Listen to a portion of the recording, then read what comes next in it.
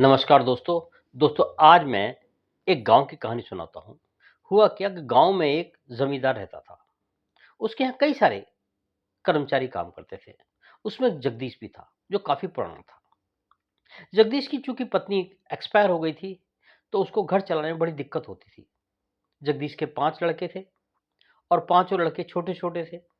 जगदीश जैसे-तैसे करके उन सबका गुज़र-बसर करता था। धीरे-धीरे बच्चे बड़े होने शुरू करे। तो जैसे-जैसे बच्चे बड़े हो गए थे, वो भी ज़मींदार के यहाँ पर काम-धंधा करने लगे। कोई खेत में काम करता, कोई घर पे काम करता, इस तरह गुज़र-बसर चलता रहा। ज़मींदार अपने सभी कर्मचारियों को शाम के समय जो भी उनके खाने-पीने की चीज़ होती थी, दाल, चावल, चीनी, आटा, सब्ज़ी, वो दे देता था, ताकि वो लोग अपने घर पे जाके उसको बना सकें। जगदीश के यहाँ चूँकि कोई बनाने वाला नहीं था, इसलिए सभी बच्चों ने अपना-अपना चूल्हा अलग-अलग रख रखा था और एक छोटी-सी झोपड़ी के अंदर वो अलग-अलग सो रहते थे। हुआ यूँ कि जैसे-जैसे बच्चे बड़े हुए, अब बच्चे शादी लायक हो गए थे जगदीश के, तो उसने कहा मैं अपने बड़े बच्चे की शादी कर देता हूँ। उसने पास के ही किसी गाँव से एक बड़े लड़के की शादी कर दी। नई बहू आई, नई बहू जैसे घर में आई, तो गाँव के लोग बाग जो बुढ़ियाँ थी, महिलाएँ थीं, वो उसकी बहू को देखने आई और कहा कि ये तो बहुत अच्छा हो गया कि जगदीश ने अपने बड़े लड़के की शादी कर दी, अब इनका घर परिवार ठीक से चलने लगेगा। शाम तक ये तांता लगा ही रहा उसकी झोपड़ी में। लोग बाग आते, देख के चले जाते।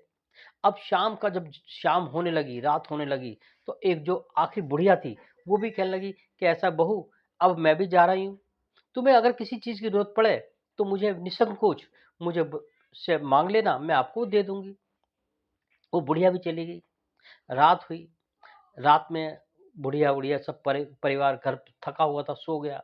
अगले दिन सुबह सुबह हुई तो देखा कि खूंटी पर कई सारी पोटलियाँ टंगी हुई थी, जिनमें गुड़, गेहूँ, आटा बंधा हुआ था और जब बाहर निकल के देखा तो आँगन के अंदर 6 चूल्हे देखे।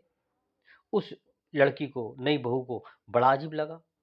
उसने कहा ऐसे कैसे परिवार में मैं आ गई? यहाँ तो बड़ा मुश्किल है रहना। लेकिन उसने कहा चलो ठीक है, मैं अगर अब मायके भी जाऊँगी तो वहाँ पे भी यही हाल होगा। मेरे पिता भी गरीब हैं। ठीक है, उस नई बहू ने अपने आप को इसी को अपना भाग्य समझ लिया। अब देखा कि वहाँ पे झाड़ू भी नहीं है। वो फिर जो पास की बुढ़िया थी जिसने कहा था, वो उसके घर गई, झाड़ू लेके आई, पूरे आँगन में झाड़ू लगाया, देखा कि आँगन भी टूटा हुआ था, झोपड़ी भी टूटी हुई थी। फिर वहाँ से मिट्टी और गोबर लेके आई, उसको लीपा-पोता, अच्छा किया और उसने जो 5 चूल्हे थे, जो आँगन में रखे थे, उन सबको तोड़ दिया और जो पोटली थी सबको खोल करके सब में गुड़ सारा इकट्ठा एक जगह किया, चावल सारे एक जगह किए, गेहूँ सारा एक जगह किया और सबके लिए खाना-वाना तैयार करने के लिए उसने रसोई बना दी। अब शाम को जब चारों लड़के, पाँचों लड़के आए, तो देखा उनके सारे चूल्हे टूटे पड़े हैं। वो तो बड़े गुस्से हुए। फिर नई बहू ने समझाया कि ऐसा है कि अलग-अलग चूल्हे बनाने से अच्छा है कि एक ही जगह खाना बन जाए। मैं सब आप नहा धो करके आ जाइए, मैं सबके लिए खाना तैयार कर देती हूँ। नई बहू ने सबके लिए पत्तल लगाई और खाना सबको परोसा। सबने बड़े इत्मीनान से खाना खाया और खाना खाने के बाद अब सभी जगह पूरे गाँव में चर्चा होने लगी कि जी जगदीश की जो बड़े लड़के की बहू आई है, बहुत अच्छी आई है। और लोग भी आए। ये बात धीरे-धीरे ज़मींदार को भी पता लगी। ज़मींदार भी कहने लगा चलो मैं एक दिन चल के देखता हूँ। वो भी जगदीश के घर आया, नई बहू का मुँह दिखाई देने के लिए। उसने भी आकर के जगदीश के बड़े लड़के की बहू को मुँह दिखाई के रूप में एक सोने का हार देना चाहा, लेकिन उसने मना कर दिया कि मुझे इसकी ज़रूरत नहीं है।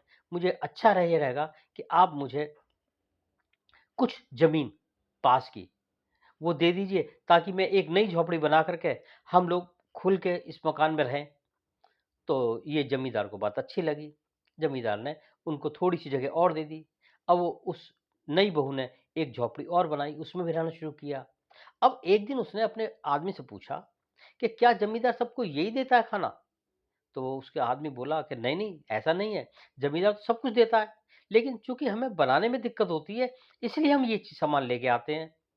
तो उस नई बहू ने कहा नहीं, आप ऐसा करिए कि आप और सामान जो भी ज़मींदार सामान देता है, उसको लेके आइएगा।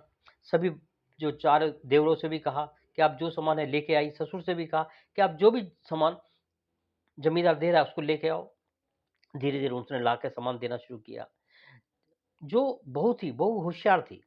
उसने क्या सब में से एक-एक मुट्ठी अनाज बचाना शुरू किया, एक-एक मुट्ठी दाल बचाना शुरू किया, थोड़ा-सा गुड़ बचाना शुरू किया और वो ले जाकर के बनिए के यहाँ पे दे आती थी और बनिया के यहाँ से जाकर के उसके बदले में और सामान, साबुन हो गया, तेल हो गया और जो ज़रूरत का सामान था, वो लेके आती रही।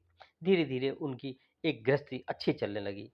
दोस्तों, अगर कोई बहू परिवार के अंदर समझदार, शिक्षित आ जाए, तो परिवार को ही स्वर्ग बना देती है और हँसी-खुशी परिवार आगे चलने लगा। जगदीश का भी जो टेंशन थी, दिमागी परेशानी थी, वो भी हल हो गई, परिवार की भी हल हो गई और उसने पूरे परिवार को एक जो खुला-खुला था, बिखरा हुआ था, उसको इकट्ठा किया।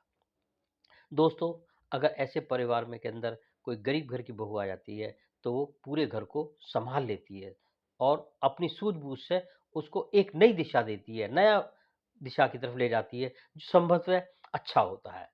दोस्तों, आज की कहानी के लिए इतना ही। अगले दिन किसी नई कहानी के साथ मिलता हूँ। धन्यवाद।